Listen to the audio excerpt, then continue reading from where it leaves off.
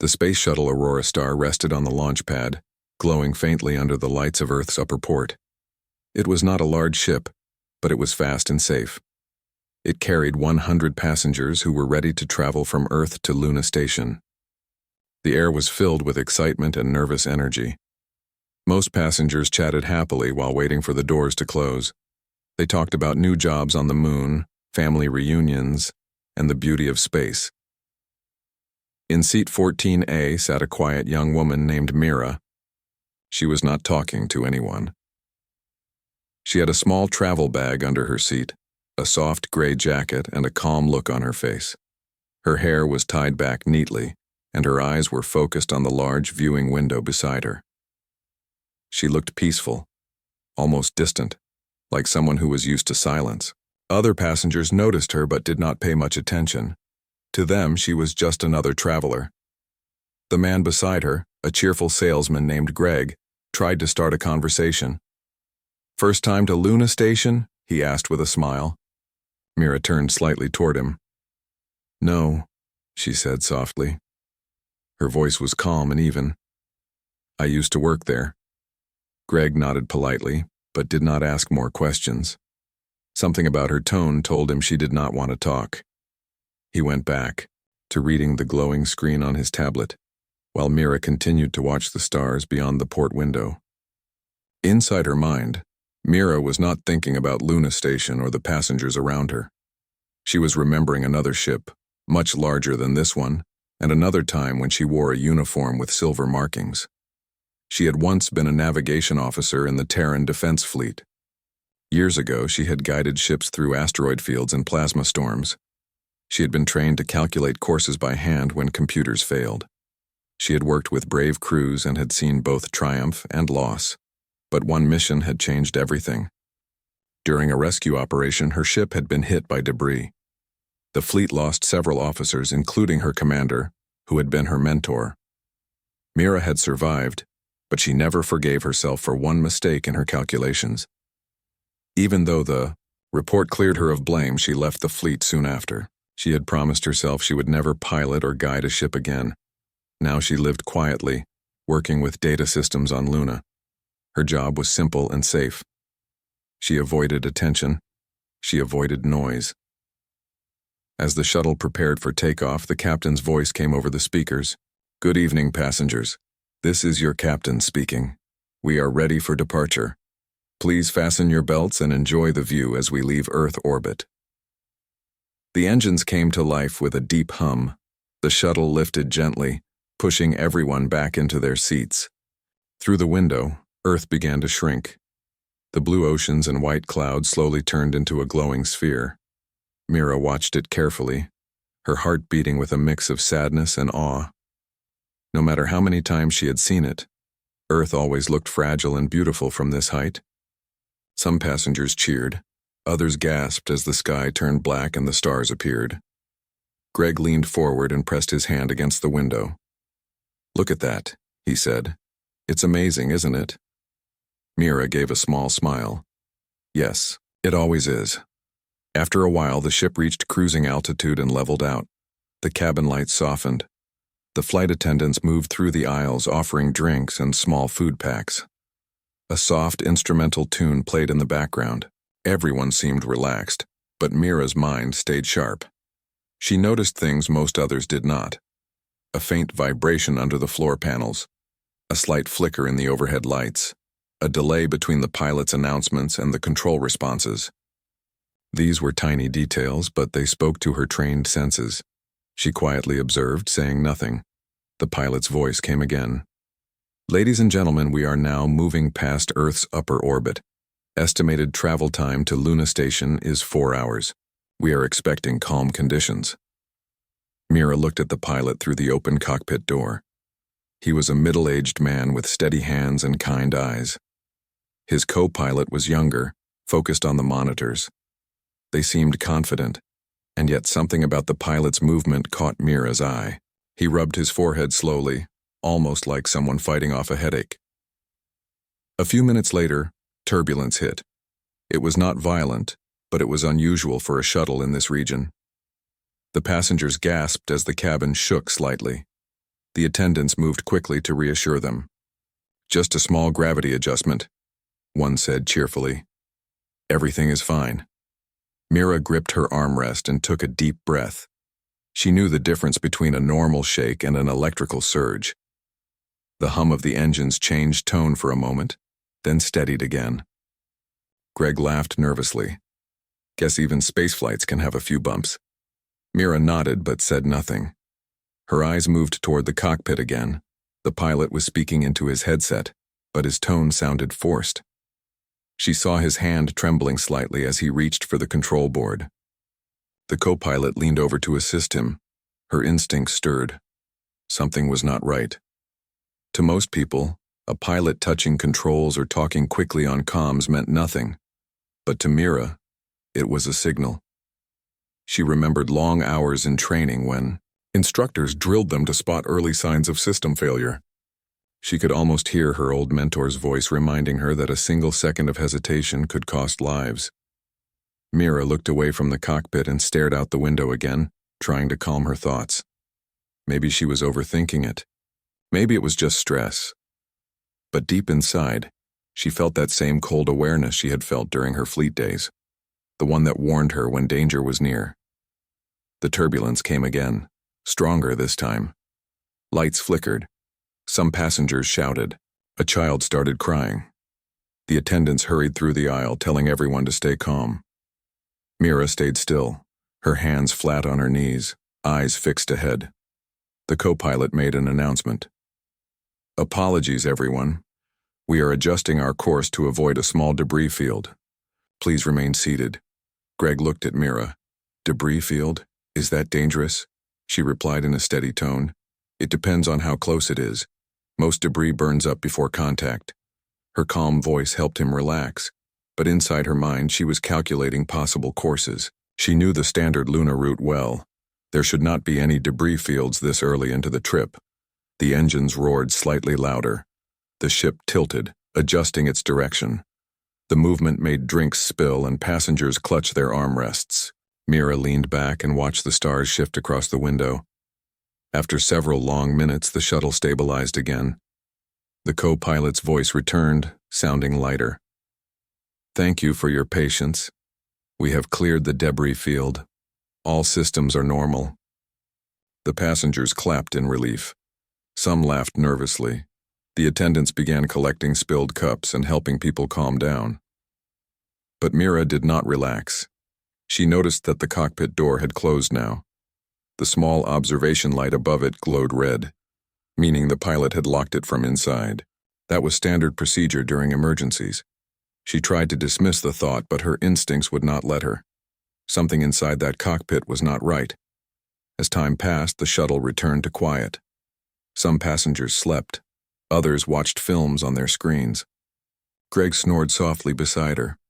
The music returned, soft and steady. Mira looked at the stars again. They shone bright and endless. She thought about how small humans were among them, and yet how strong they could be when united. She thought about her old crew, about her promise never to fly again, and about how fate sometimes ignored such promises. Then she noticed it. A soft sound from the front cabin speakers, almost too low to hear. It was not music or static. It was a faint, rhythmic beep, the kind used in emergency signals. Mira tilted her head slightly. No one else seemed to notice. The sound stopped after a few seconds. She sat quietly, her heart beating faster. She looked at the cockpit again. The red light above the door still glowed. Through the small window she saw only shadows. The co-pilot's chair was empty. The pilot was slumped slightly forward. Mira's chest tightened. She unbuckled her seatbelt slowly. The attendants were in the back cabin checking supplies. Most passengers were half asleep. She stood up quietly and walked toward the front. As she neared the cockpit door, she heard a low mechanical voice from the radio repeating one word, "Mayday." The sound made her stop cold. She stared at the door, realizing what it meant. The ship was in trouble. Her old instincts returned fully now, sharp and clear.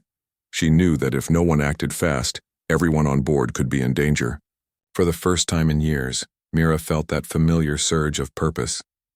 She looked around the cabin. seeing the faces of passengers who trusted that someone was in control. Then she whispered to herself, "Not again. Not this time." She took a deep breath, stepped closer to the cockpit, and prepared to act. The cabin was dim and silent except for the low hum of the engines. Most passengers were resting, unaware that something was wrong. Mira stood near the cockpit door, her heart beating fast but her mind steady. The red light above the door blinked slowly, showing that it was locked. Behind it, she could still hear the faint sound of the radio repeating the same single word again and again. Mayday. Mayday. Mayday. It was not a message from another ship. The tone told her it was coming from Aurora Star's own distress channel. That meant the system itself had detected a critical emergency. Mira leaned close to the door and knocked firmly. "Captain? Are you all right?" No answer. She waited, then knocked again. Still nothing.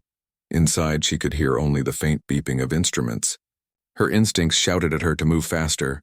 She looked back and saw one of the attendants walking toward her, a young woman named Lonnie. "Miss, please return to your seat," Lonnie said softly. "The cockpit area is restricted." Mira turned to her, voice calm but serious. "There is an emergency signal coming from inside. The pilot may be hurt. I need to check." Lonnie froze. She listened carefully and finally heard it too. The repeating Mayday was faint but clear enough to send chills down her spine. She pressed her wrist communicator. "Captain? This is Lonnie. Are you receiving me?" There was no response. Lonnie looked at Mira, now frightened. "He is not answering," Mira nodded. "We have to open this door." "I do not have the code," Lonnie said. "Only the captain and co-pilot can unlock it," Mira thought quickly. There should be an override in the emergency panel.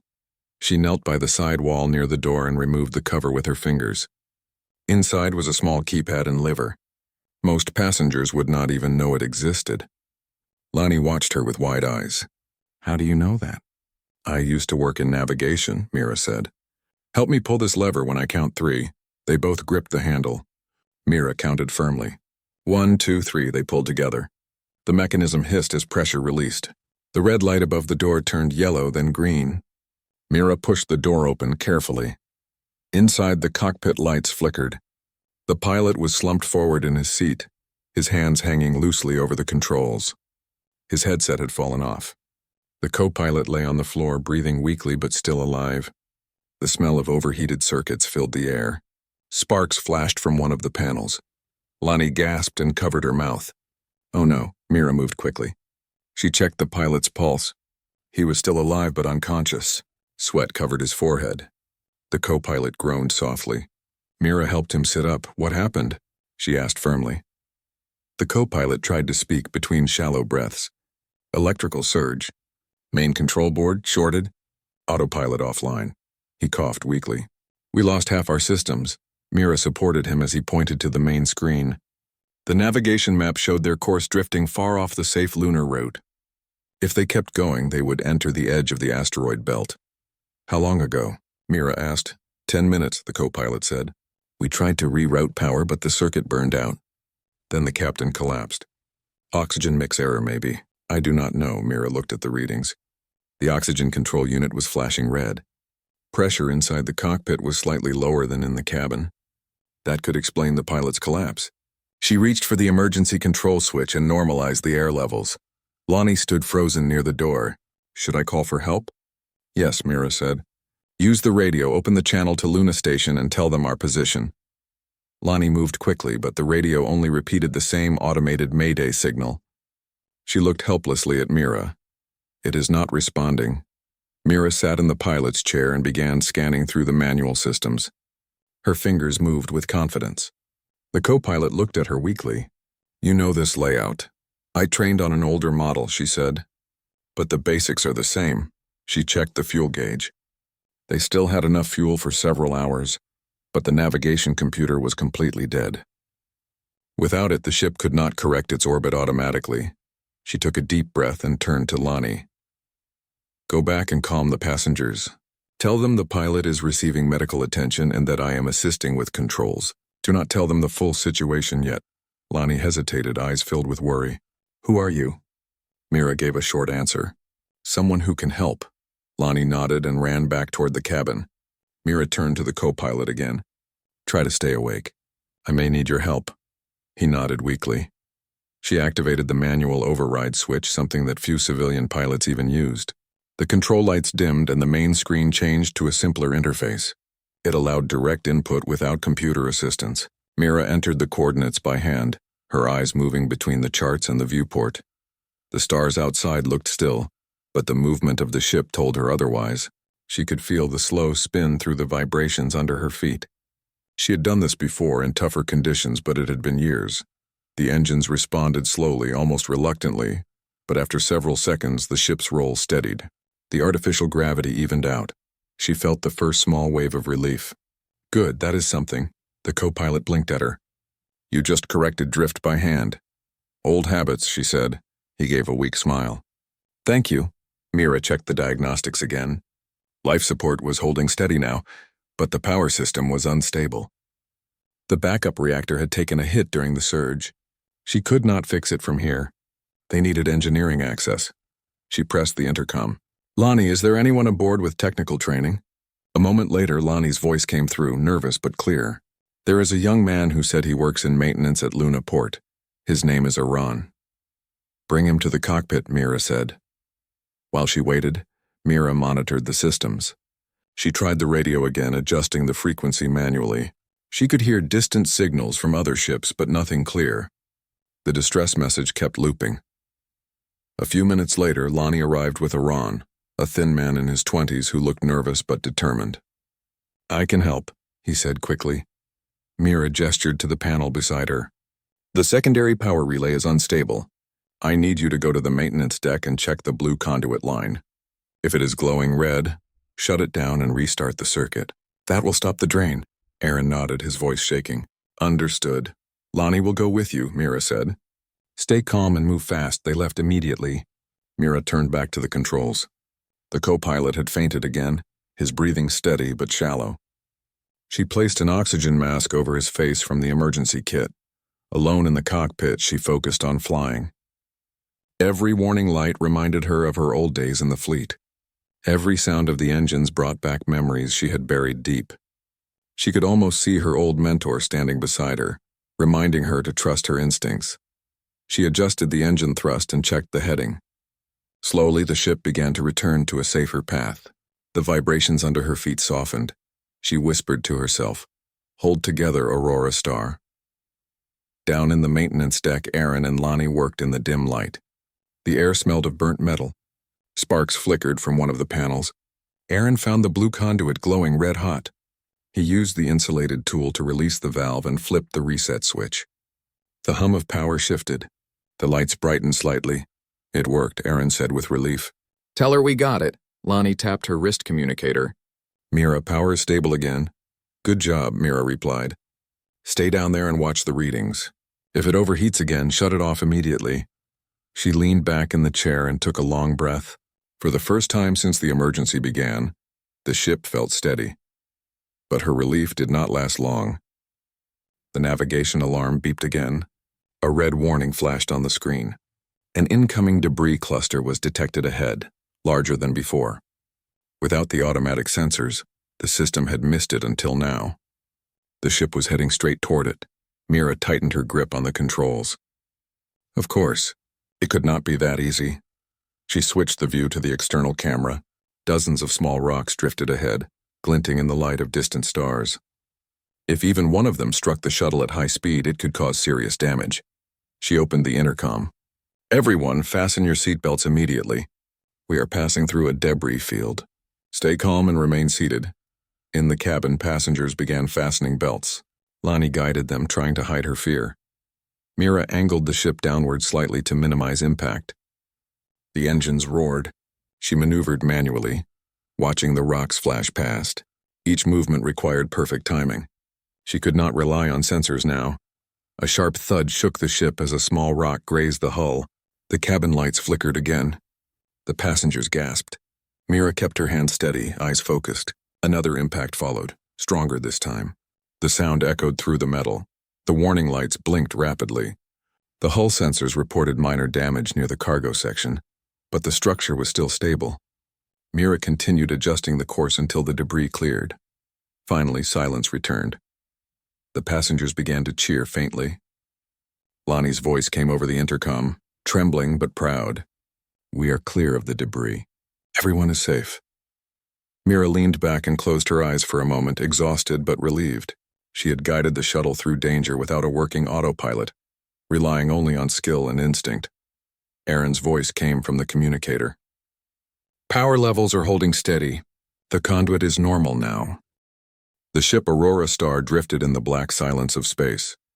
The stars outside looked peaceful, but inside the shuttle, every second was a fight to stay alive. The engines gave off a low, steady hum, but small warning lights still blinked on the control board. Mira sat in the pilot's seat with her hands resting lightly on the controls. Her face was calm, yet her mind was moving fast. Every display, every sound, every flicker in the lights told her something about the condition of the ship. She had been trained for this kind of pressure long ago, and though she had left that life behind, the instincts were still sharp. Behind her, the co-pilot was lying quietly with an oxygen mask on his face. The main pilot still showed no sign of waking. Mira checked them both once more to make sure they were stable. Then she focused on the mission ahead. The radio connection to Luna Control was weak. Sometimes the signal broke and her words echoed back in fragments. Still, she kept trying. Aurora Star to Luna Control, manual control active, altitude stable, awaiting further instruction. The reply came after a pause. "Copy, Aurora Star. We are tracking your signal. Keep your current course for now. Rescue team will intercept within 60 minutes. 60 minutes. That did not sound long, but in space, it was an eternity. Anything could happen in that time. Mira looked at the power levels again. The backup reactor was steady for now thanks to Aaron's repair work, but the oxygen levels were dropping slowly. It was not an immediate danger, yet it meant she had to be careful with energy use. Every system that ran consumed more air. She switched the cabin lighting to low mode to save power. The ceiling lights dimmed to a soft glow. The passengers were still seated, frightened but calm thanks to Lonnie's constant reassurance. Children were quietly holding their parents' hands. Some adults whispered prayers. Mira took a deep breath and opened the intercom. "This is Mira speaking. The situation is under control. The ship is stable and rescue is on its way. Please stay calm and remain seated. We will get through this together." Her voice was steady, clear, and confident. It carried through the cabin and gave everyone a sense of hope. In the back of the cabin, Aaron wiped sweat from his forehead. He had been watching the power meters closely. When he heard Mira's voice, he smiled slightly. Lonnie stood beside him, helping where she could. "She sounds so sure," Lonnie said quietly. "Like she has done this 100 times. Aaron nodded. "Maybe she has. Whoever she is, we are lucky she is here." Mira continued to adjust the ship's course. The stars outside shifted slightly as she used the manual thrusters. Her fingers moved with precision, guiding the shuttle through the empty void. It was work that required focus and patience. The ship responded slowly, but she knew how to read its movements like a heartbeat. Every small vibration told her how the engines were reacting. She watched the numbers change and matched them with the rhythm of the ship. It reminded her of her old fleet days when she had guided larger ships through tighter spaces. At one point, she closed her eyes for a brief moment and saw the face of her old mentor in her memory. He had once told her that the best pilots were not the ones who trusted machines, but the ones who trusted their instincts. "A human heart can see what machines cannot," he had said. She opened her eyes again and smiled faintly. "You were right," she whispered. The radio crackled again. "Aurora Star, this is Luna Control. We have a problem reading your navigation beacon. The signal is weak. Can you activate secondary transponder?" Mira checked the panel. The transponder switch was damaged. She could try rerouting it through the communication system, but that would take power from the engines. If she lost thrust, they might drift too far off course. She thought for a moment, then spoke into the radio. "Negative, Luna Control. Secondary transponder is offline. I can try manual ping using communication frequency." "Understood," came the reply. Proceed. Mira switched to manual broadcast and sent short-coded bursts every 10 seconds. It was slow, but at least Luna Control could now track them. Her hands trembled slightly from exhaustion. She had been awake for hours, working non-stop. Her throat was dry and her eyes burned from staring at the screens. She reached for a bottle of water from the emergency kit, took a small sip, and forced herself to stay focused. Suddenly, a sharp alarm rang from the rear section. The screen showed a drop in oxygen levels. She frowned and opened the intercom. Aaron, check the oxygen system in the rear deck. Reading shows pressure loss. Aaron's voice came through quickly. On it. He and Lonnie ran to the back. The corridor lights flickered as they entered the storage area. A thin stream of air hissed from a small crack near the cargo hold. The automatic sealant had failed. Aaron grabbed the emergency foam kit and began spraying the leak while Lonnie held the patch sheet in place. It is holding, Aaron said after a minute. Pressure is normal again. Good, Mira replied.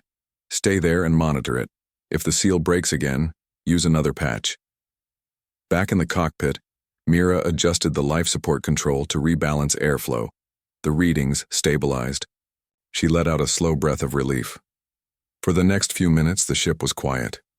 Only the low hum of the engines filled the air. Mira used that moment to rest her eyes. She did not sleep, but allowed her body to relax slightly. Then the co-pilot stirred. He opened his eyes slowly and looked around. His voice was weak but steady. What happened? Mira turned to him. Electrical surge knocked out the main system. You collapsed due to oxygen imbalance. The pilot is still unconscious. I took control. He tried to sit up but groaned. You saved us. We are not safe yet, she said gently. But we are alive. He looked at her with admiration. You are not part of this crew, are you? No, she said. Just a passenger. The co-pilot smiled faintly. Then you are the best passenger this ship ever had. He tried to help by checking the auxiliary panels. His body was weak, but his mind was sharp. Together, they verified the readings. The ship was still stable, though energy levels were dropping slowly. Lonnie returned to the cockpit with a small medical kit. She gave the co-pilot a nutrient pack and checked his pulse. Mira thanked her and told her to rest for a few minutes. Lonnie refused. I will stay here. I want to help. Mira nodded. Then monitor the oxygen levels. Let me know if they drop again. The minutes passed slowly. Every moment felt stretched. The rescue ship was still half an hour away. Mira tried to reach Luna Control again, but the signal kept breaking. Static filled the cabin speakers. Aaron's voice came through faintly. Mira, the temperature in the rear is dropping fast. The patch is holding, but we are losing heat. Understood, Mira said. Shut the vent flow to that section and seal the door. It will keep the rest of the cabin warm. Aaron did as she said. The passengers in the front cabin remained calm. Some whispered quietly. Others watched her through the cockpit window. They could see the focus in her eyes, and it gave them comfort. Mira checked the external camera again. Far ahead, a faint metallic reflection appeared on the edge of the screen. It was small but distinct. It was moving toward them. She leaned forward. Luna Control, I have visual contact with another ship. Please confirm if this is the rescue team. The radio crackled with static before a voice replied. Negative. That is not our team. Signal indicates an unmanned cargo drone. Keep distance from it. Mira frowned. The drone was heading directly toward their path. If it collided, even a small impact could cause serious damage. She took manual control again and adjusted the ship's pitch. The engines rumbled softly as the shuttle changed direction. The drone passed by, missing them by only a few hundred meters. Its gray hull glowed briefly before fading into darkness.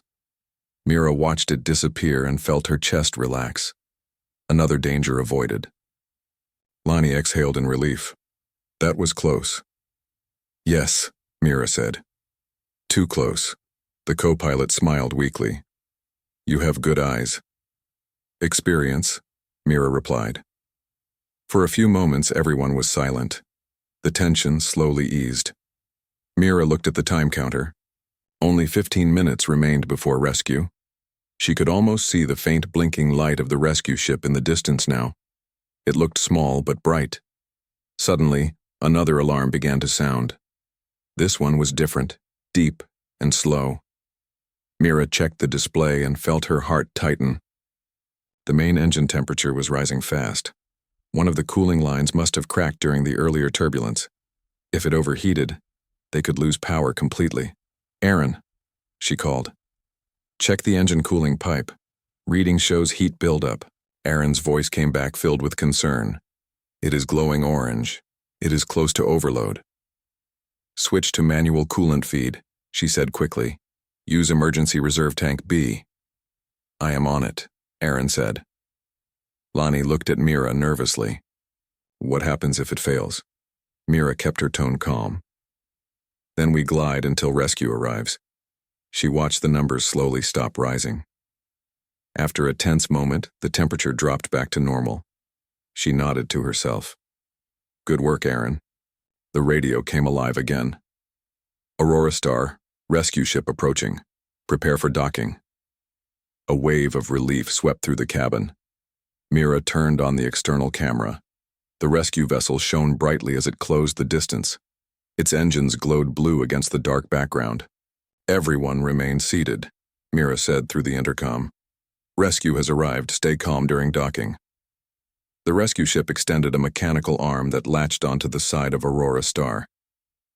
The rescue ship had docked with Aurora Star, but the danger was not over. The shuttle's backup systems were still unstable, and small sparks occasionally flickered from the control panels. Mira remained calm, though her mind raced. She had guided the ship through the initial emergency, but now she had to make sure it stayed intact until every passenger could safely transfer. She turned to the co-pilot, who was now sitting upright with Lonnie's help. "We are not done yet," she said softly. "I need you to help me check the main conduits and engine lines. The ship cannot lose power until everyone is out." The co-pilot nodded, weak but determined. "Lead the way," he said. Mira moved toward the engineering section first. The corridors were narrow, and every step echoed through the metal walls. The emergency lights cast shadows that flickered like ghosts. A few sparks danced near the engine panels, and a faint smell of burned circuitry lingered in the air. She reached the main conduit panel and quickly assessed the readings. The backup power line was holding, but one of the cooling circuits was dangerously hot. She called over the co-pilot. "We need to manually reroute the coolant. Follow my instructions carefully." Together they opened the secondary panels. Mira guided his hands to the right switches and valves. Sparks flew, but neither hesitated. Sweat dripped down Mira's face, but her focus never wavered. She had done this before, in situations far worse, and her training returned fully. While they worked, Mira thought about the passengers. 100 lives depended on their actions now. Every adjustment had to be precise. She felt the weight of responsibility, but she did not falter. "Almost there," she said. "Turn the final valve." The co-pilot did as instructed. The coolant flow stabilized. The engine temperature slowly returned to normal. Mira allowed herself a short breath. "Good. That should hold until the rescue team finishes the transfer."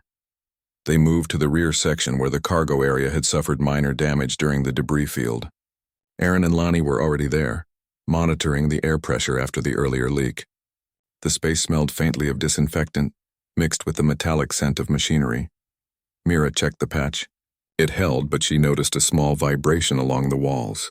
"The seal is holding for now, but we may need to reinforce it before we finish." Aaron nodded. "I can handle it." Mira smiled faintly. "Good. I will oversee from here." The passengers were moving slowly toward the docking tunnel, guided by the rescue crew. Mira could hear their quiet conversations, soft murmurs of relief.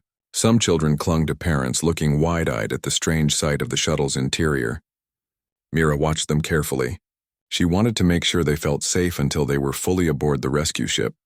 Suddenly, a low warning beep echoed through the shuttle. One of the minor power lines had overloaded near the auxiliary systems. Mira's eyes narrowed. "Aaron, we have a new alert. Check the auxiliary line near the aft panel." He ran over, tools in hand. Lonnie followed. The sparks from the damaged panel danced briefly before Aaron opened the cover. "It's a short in the wiring," he said. "I can isolate it and reset the flow." "Do it quickly," Mira said.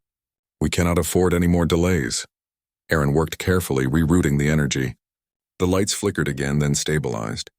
Mira checked the engine readings. All systems were holding, but she knew it would take constant attention until the last passenger was transferred. She moved back to the cabin entrance where the remaining passengers waited. One woman, elderly and fragile, looked anxious. Mira knelt slightly to meet her eyes. "We are almost there," she said softly. "The rescue ship is ready, and you will be safe in just a few minutes. Can you trust me to guide you?"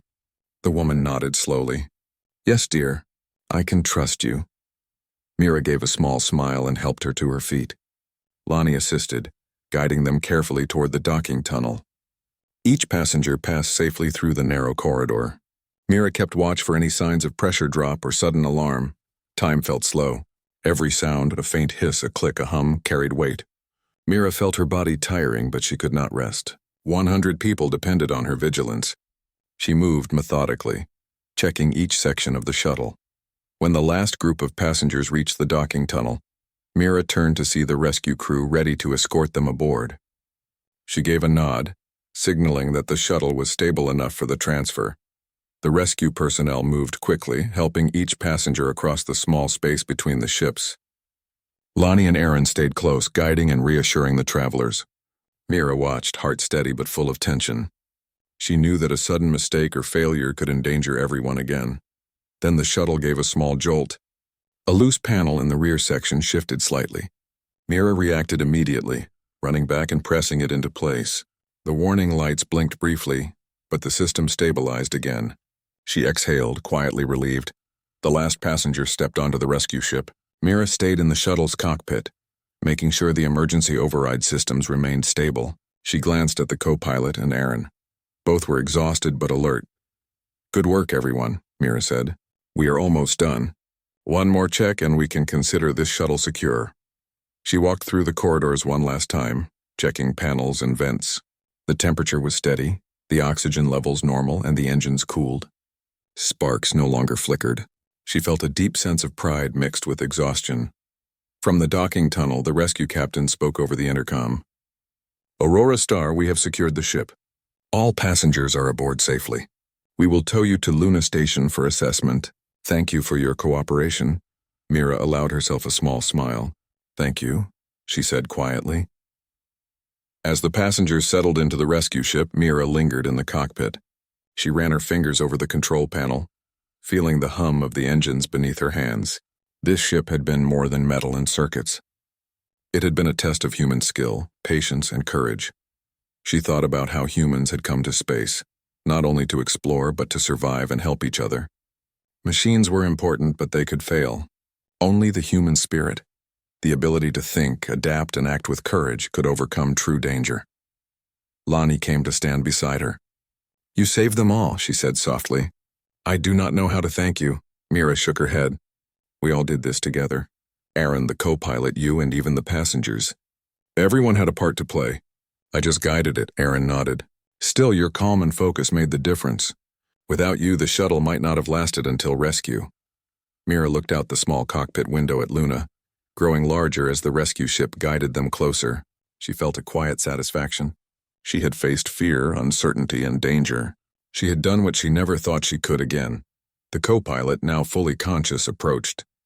"You were incredible," he said. "I have never seen anyone stay so calm in a real emergency." "You reminded me what courage looks like," Mira nodded. "Courage is not about never being afraid. It is about acting even when you are afraid." The rescue ship began moving away from Aurora Star, towing the shuttle gently toward the station for final checks. Mira watched the shuttle drift safely in space, its lights glowing faintly against the darkness. Inside the rescue ship, the passengers were safe. Children laughed quietly, parents held them close, and even the elderly woman Mira had helped smiled warmly. Gratitude filled the air, not with words only, but with looks, nods, and quiet thanks. Mira finally allowed herself to sit. She leaned back and closed her eyes for a brief moment. Her hands were tired, her legs heavy, but her heart was light. She had faced what could have been disaster and turned it into survival. Lonnie came to sit beside her. "You were amazing, Mira," she said softly. Mira smiled faintly. "I only did what needed to be done. Humans have a way of rising to the challenge, even when it seems impossible." I just remembered how. The co-pilot joined them, still weak but smiling. You reminded all of us. Technology helps, but it is people who save lives. Mira looked out the window at the stars. She thought about Earth, small and blue, far behind them. She thought about Luna, waiting for them ahead. And she thought about the passengers, strangers who had become a small part of her story. For the first time in a long while, she felt at peace. She was not just a quiet girl in seat 14A. She had been a guide, a protector, and a symbol of what humans could do when they acted with courage, calm, and determination. The shuttle drifted behind them, safe for now. A reminder of the power of focus, intelligence, and heart. Mira breathed deeply. The stars outside glimmered as if acknowledging her effort. She had faced danger and uncertainty. She had acted, guided, and survived. The rescue ship moved steadily toward Luna Station, towing Aurora Star behind it. The stars outside were calm, yet inside the rescue craft the atmosphere was filled with quiet relief. Passengers who had just endured fear and uncertainty now began to relax. Mira sat near the cockpit, her hands folded in her lap, and allowed herself a moment to breathe. The co-pilot sat beside her, recovering from the ordeal. His face, though pale from exhaustion, carried a look of admiration. I still cannot believe what you did back there, he said softly. You saved all of us. Every single person. Mira shook her head. I just followed the ship, listened to what it needed, acted when it demanded. We all worked together. That is what matters. Aaron, who had been monitoring the shuttle's power remotely, nodded. Even so, without your leadership, we would have panicked. We would not have managed the repairs in time. She gave a small smile. Leadership is not about orders. It is about calm. Calm gives people strength. Lonnie walked past, checking on passengers. Children clung to their parents, some sleepy, some curious about the strange events that had just unfolded. Mira thought about how fear can make people small, yet courage can make them strong. Every human aboard had shown trust and patience, and that trust had been repaid with careful guidance. Through the viewport, Luna Station grew larger, a shining structure against the black of space.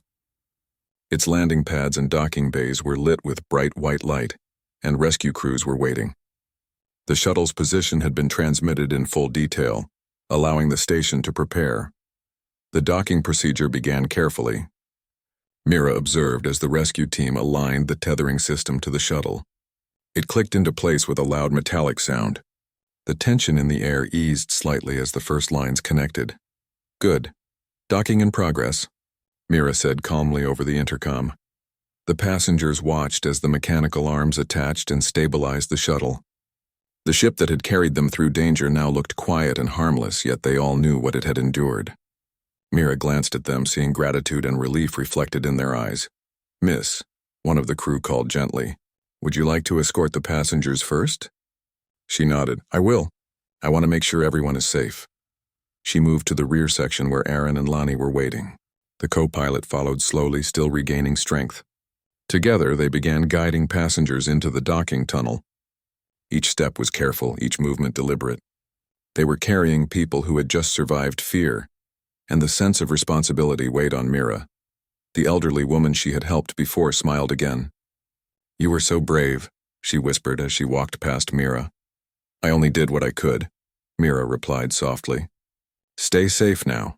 The children held their parents' hands tightly, whispering questions and comments about the flashing lights and shaking of the ship. Mira answered their soft questions with calm explanations, reassuring them that everything was under control. One young boy looked at her wide-eyed. Did you really fly the ship by yourself?